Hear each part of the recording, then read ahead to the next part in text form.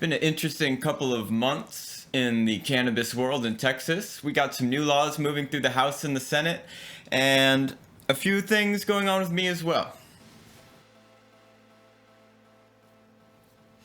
What's going on, YouTube? Texas Cannabis here with our May update video. We got some laws to talk about that are moving through the Texas House and the Senate, and a couple of things that I've been working on personally we're going to talk about today. So, first off, I just want to say thank you everybody who's been subscribed, watching my videos, liking my videos, and commenting. I read every comment, and I just want to say I appreciate every one of y'all. Thank you guys so much. So the first bill that I'm talking about has already passed through the House and has moved on to the Senate. Now what this legislation would add is making THC available for cancer patients, PTSD patients, and chronic pain patients.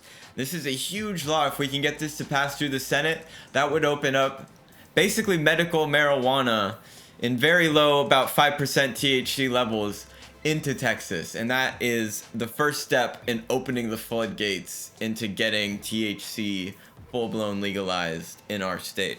So I'm really looking forward to see the results and what happens in the Senate.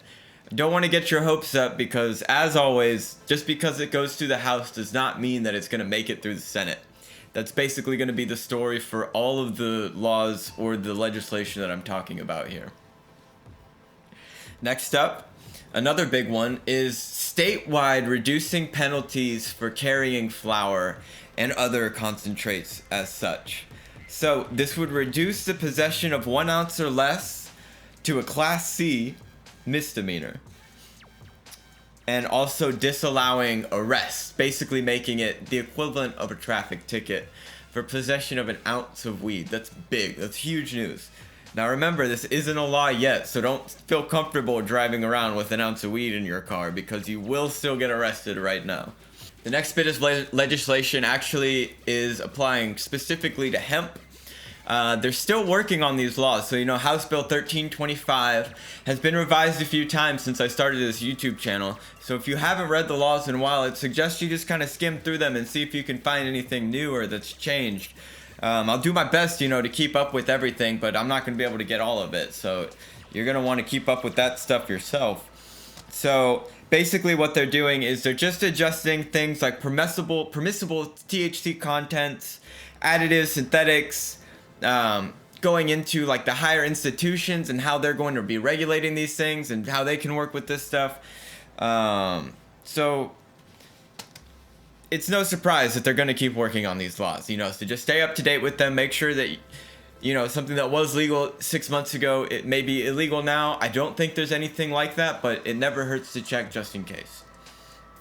There are a few other laws that are moving through, some smaller ones. One that I find particularly interesting is removing possession of paraphernalia from the criminal code.